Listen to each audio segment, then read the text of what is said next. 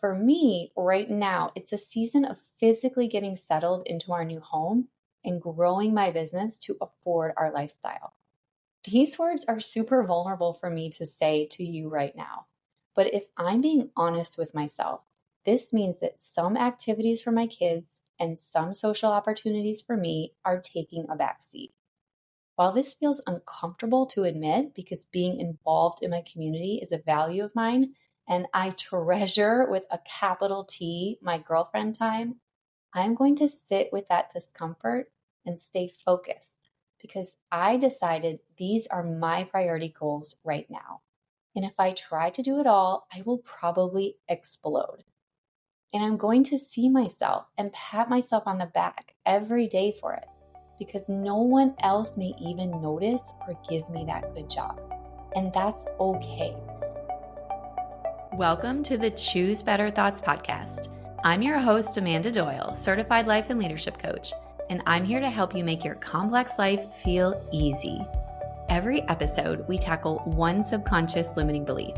You will leave this space having shifted your mindset to level up your career, embrace a Zen-like style of parenting, and finally savor the life you've worked so hard to create. So pop in your earbuds and let's do some coaching.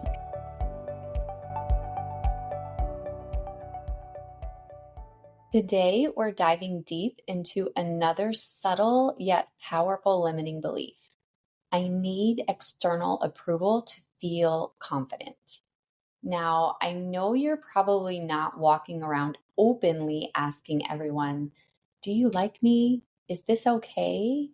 But if you're anything like me, there are moments in the quiet scrolling through Instagram, double checking a text, or hesitating to voice an opinion where you might subconsciously seek that little nod from someone else to confirm you're doing great.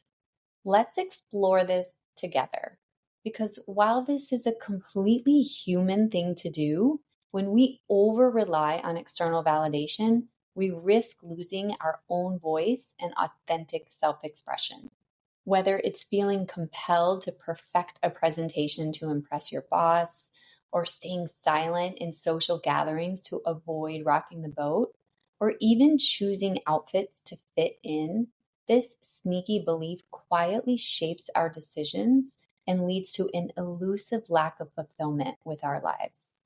What's possible instead?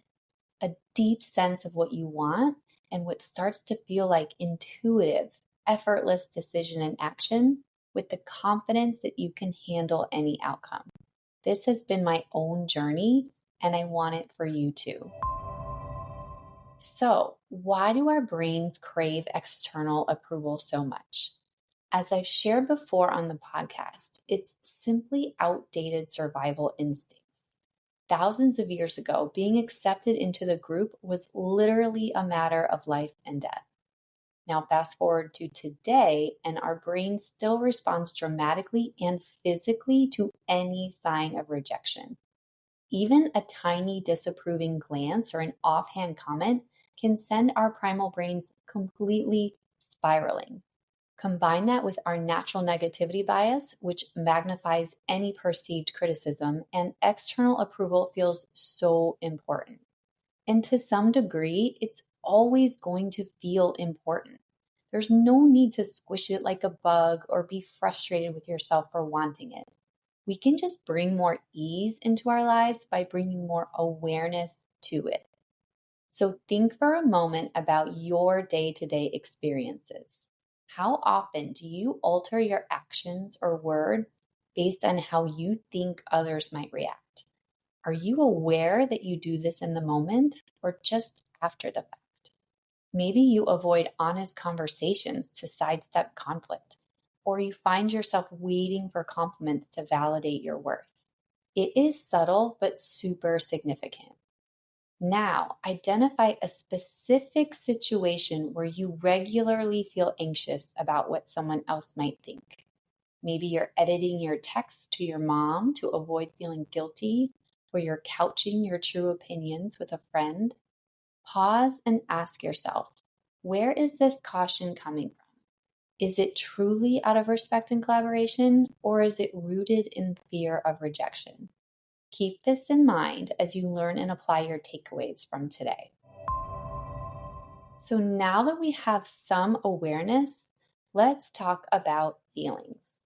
The I need external approval thought often triggers three core emotions: shame, embarrassment, and fear of rejection.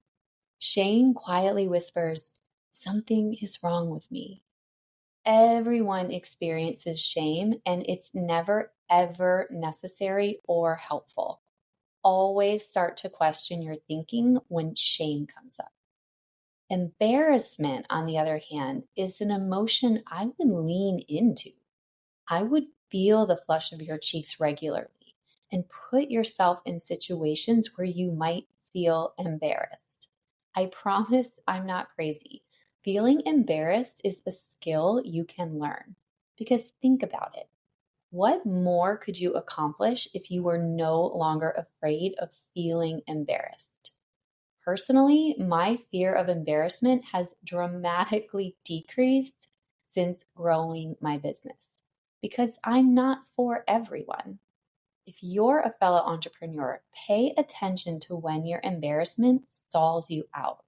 When I practice regularly putting myself in potentially embarrassing situations, whether it's launching a podcast or singing karaoke, I notice how I always not only survive, but usually grow and learn so much more about myself than when I play it safe.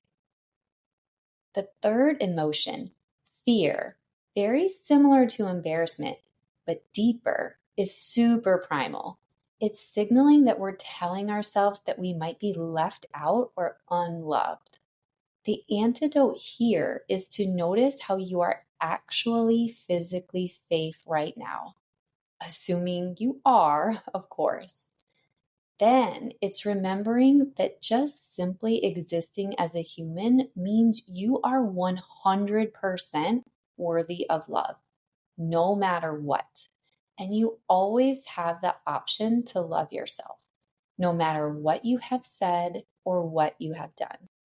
This is my particular worldview, and it does wonders when I'm overly focused on others' opinions of me. Allowing yourself to experience these uncomfortable feelings without immediately rushing to fix them is the not so secret to success. One of my coaches used to say that discomfort is the currency of growth. If you want to grow, you're going to have to be uncomfortable about half the time. This helps me accept these feelings versus rush to get rid of them because I now know that feeling uncomfortable is not a problem.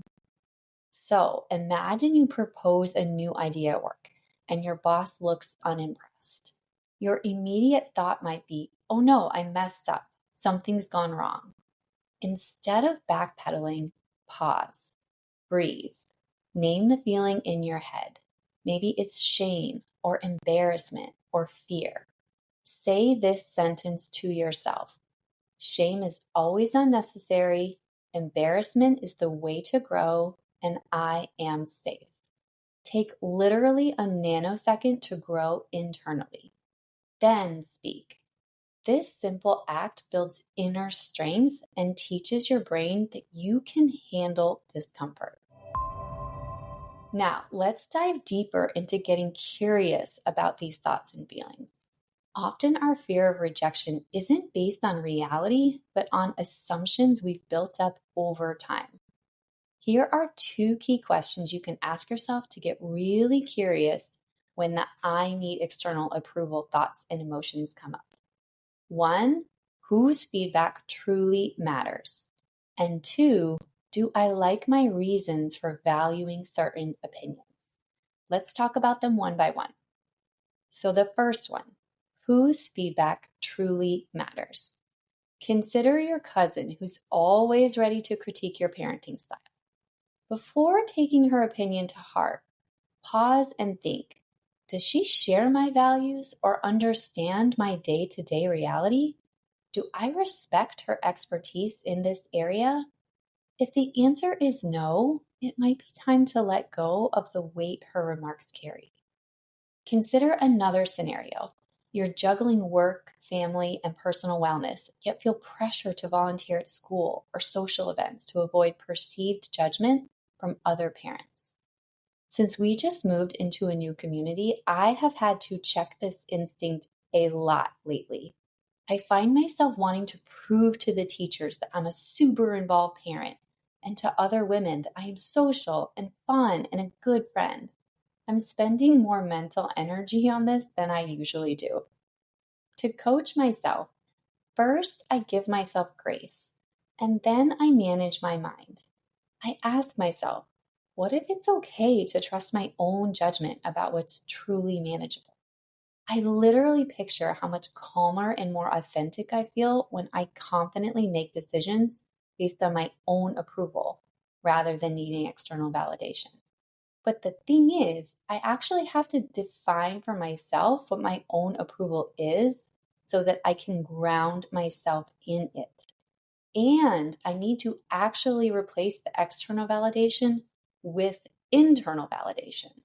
So for me, right now, it's a season of physically getting settled into our new home and growing my business to afford our lifestyle. These words are super vulnerable for me to say to you right now. But if I'm being honest with myself, this means that some activities for my kids and some social opportunities for me are taking a backseat. While this feels uncomfortable to admit because being involved in my community is a value of mine and I treasure with a capital T my girlfriend time, I'm going to sit with that discomfort and stay focused because I decided these are my priority goals right now. And if I try to do it all, I will probably explode. And I'm going to see myself and pat myself on the back every day for it because no one else may even notice or give me that good job. And that's okay. It's my job to do that for me. So I encourage you to take this same analytical approach. Ask yourself, what am I truly prioritizing and why? Am I living based on external expectations or am I choosing what genuinely supports my long-term vision? This clarity empowers you to confidently stand in your decisions, anchored by your own internal approval. Let's look at the second question. Do I like my reasons? Say there's a senior executive at your company you perceive as super cool or influential. You scramble to impress them, volunteering for extra projects just to catch their eye. Ask yourself, am I doing this because I admire their track record, or am I craving the status boost I imagine I'll get from their approval? Identifying your true motive can help you decide if it's worth your energy. Or let's look at another example.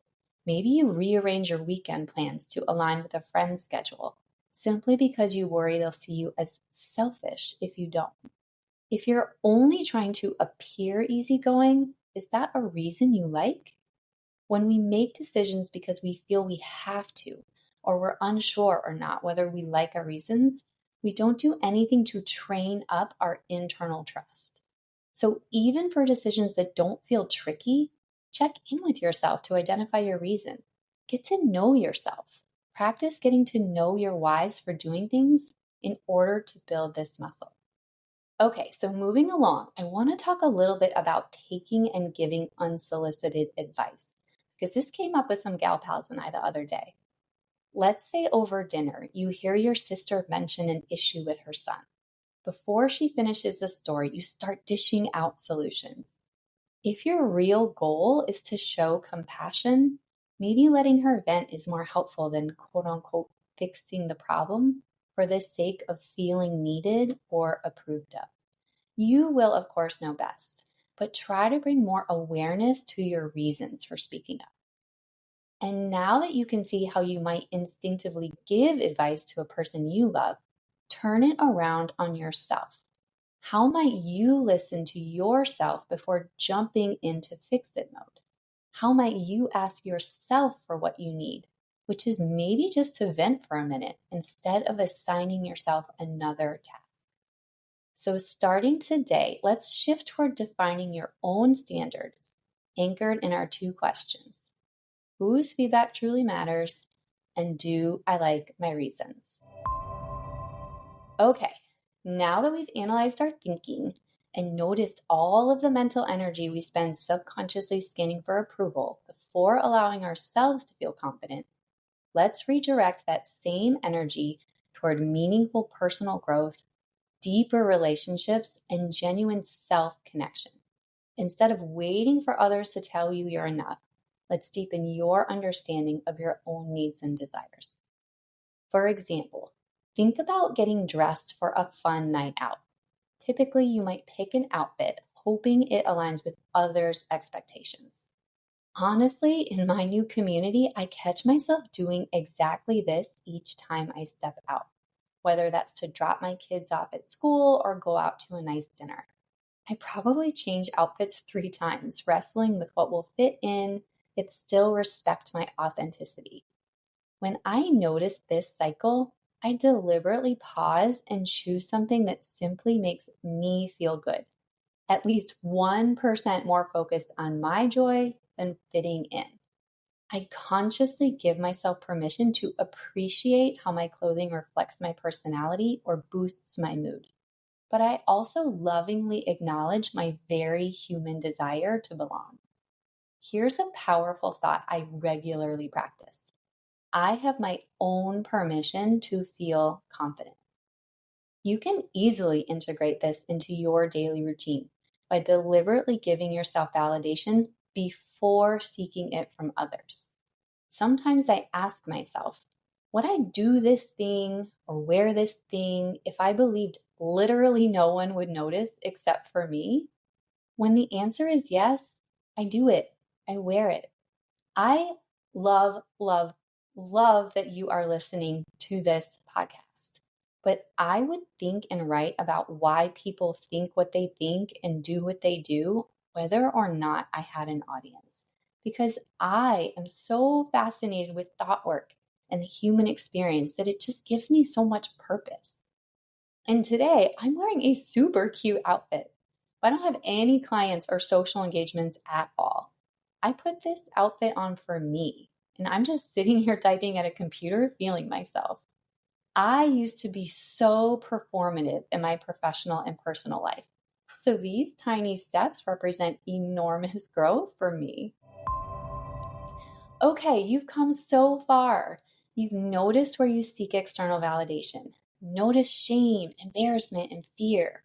And realize that you don't need anyone's permission except your own to take aligned action toward what you want, whether that's choosing a fulfilling career or a cool t shirt.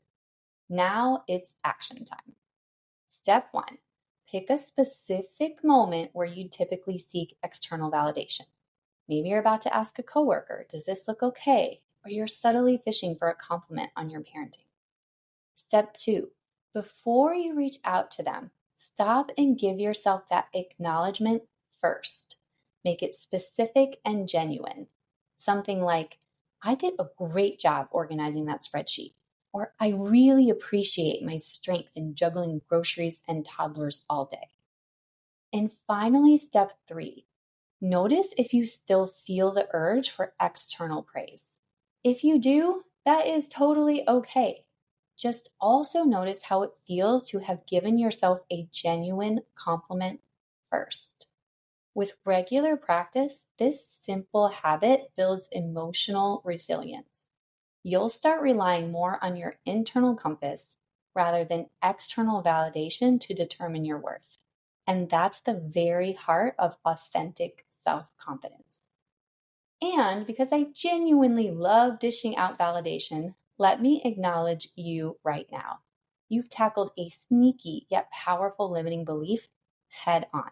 That's incredibly brave and impactful. If this resonates with you and you're curious about applying these insights even more deeply into your specific context, whether it's career or family life or personal goals, I warmly invite you to explore my Choose Better Thoughts coaching program. We dive deeper into releasing perfectionism, nurturing authentic confidence, and crafting a life that feels meaningful but genuinely enjoyable. If this speaks to you, you can check out my website for all of the details. And I want to reassure you one more time, Shifting into self-approval doesn't mean shutting out helpful feedback or valuable insights from those you trust. It simply means anchoring in your own permission and value first. Craving approval does not mean you're broken. It's human. You're simply rewiring your mind to let your own validation guide you. And in doing so, you'll find calm and a deep trust in who you are and how you show up. You got this. Thanks so much for listening to this episode of the Choose Better Thoughts podcast. If you found these ideas helpful, please like, subscribe, and share it with a friend who is also craving more confidence, connection, and calm. For more free resources and a deeper dive into my step-by-step formula for making your complex life feel easy, head over to my website at choosebetterthoughts.com. Until next time, remember that you're already there, already enough, and your goals are as good as done. You've